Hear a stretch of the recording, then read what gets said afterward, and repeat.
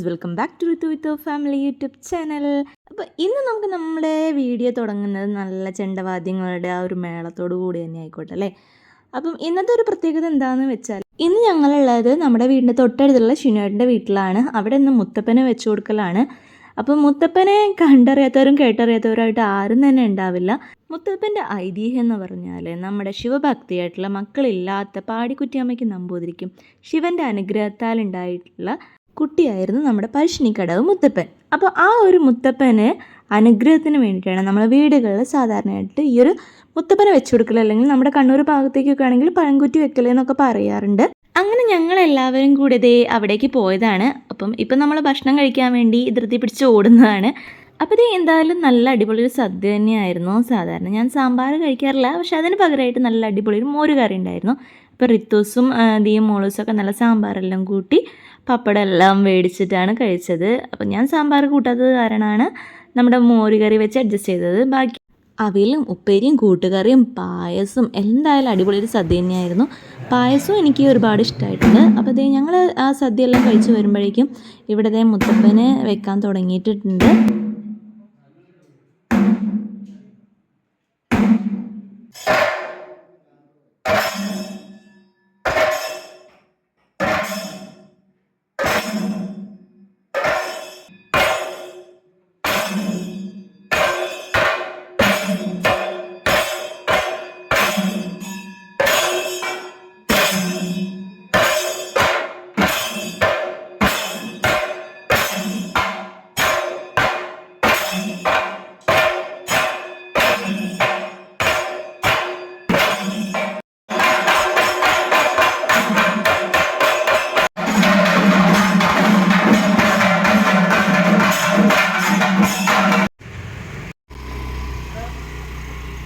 അങ്ങനെ അവിടുത്തെ പരിപാടിയെല്ലാം കഴിഞ്ഞു. ഇനി നമുക്ക് മുത്തപ്പൻ്റെ വരവാണുള്ളത്. അപ്പം ബിലാത്തിക്കുളത്തു നിന്നാണ് ആ ഒരു താലപ്പൊലി നമുക്ക് വരുന്നത്.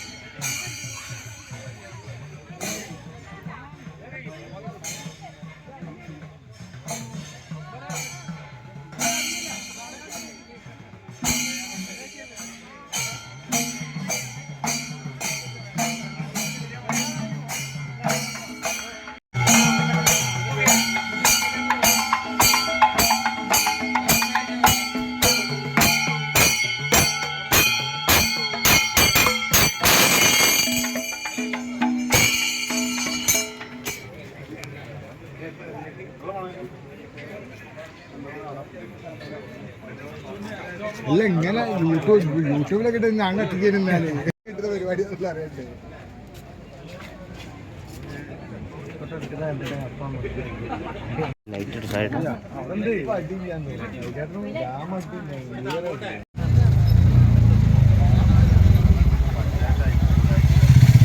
അങ്ങനെ വരവെത്തുന്നതിന് തൊട്ട് മുന്നേടെ നമ്മൾ വിളക്കെല്ലാം കത്തിച്ചു, ചിരാകം കത്തിച്ചു.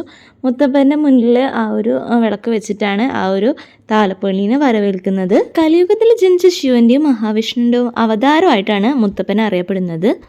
സാധാരണ നമ്മൾ കേട്ടിട്ടില്ല ഈ ഒരു ദൈവങ്ങളൊന്നും മത്സ്യമാംസാദികൾ കഴിക്കുന്നത്. പക്ഷേ ഇതിൽ നിന്നൊക്കെ വ്യത്യസ്തമായിട്ടാണ് നമുക്ക് ഈ ഒരു മുത്തപ്പൻ്റെ കഥയിൽ പറയുന്നത്. ഇല്ലത്തെ കുട്ടിയാണെങ്കിൽ പോലും ഇല്ലത്തെ രീതികളൊന്നും മുത്തപ്പൻ അനുസരിച്ചിട്ടുണ്ടായിരുന്നില്ല. മുത്തപ്പൻ എന്നും നടന്നുണ്ടായിരുന്നത് സാധാരണക്കാരുടെയും അതുപോലെ തന്നെ നായാടികളുടെയൊക്കെ കൂടെയായിരുന്നു. ജാതി മത വ്യത്യാസമില്ലാതെ എല്ലാവരെയും മുത്തപ്പൻ തൻ്റെ നെഞ്ചോട് ചേർത്തിട്ടേ ഉള്ളൂ. അതിപ്പോൾ ആ ഒരു മടപ്പുരയിൽ ചെന്നാലും നമുക്ക് കാണാൻ പറ്റും. അപ്പോൾ ശരിക്കും മുത്തപ്പൻകാവിൽ പോവുകയാണെങ്കിൽ നമുക്ക് അവിടുത്തെ പ്രസാദം എന്ന് പറയുന്നത് കടലയും അതുപോലെ തന്നെ കൊത്തേങ്ങ ഇട്ടിട്ടുള്ള അതാണ് അവിടുത്തെ പ്രസാദം എന്ന് പറയുന്നത്. നമ്മളിപ്പോൾ മുത്തപ്പന് കൊടുക്കുകയാണെങ്കിലും ആ ഒരു പ്രസാദം കിട്ടും.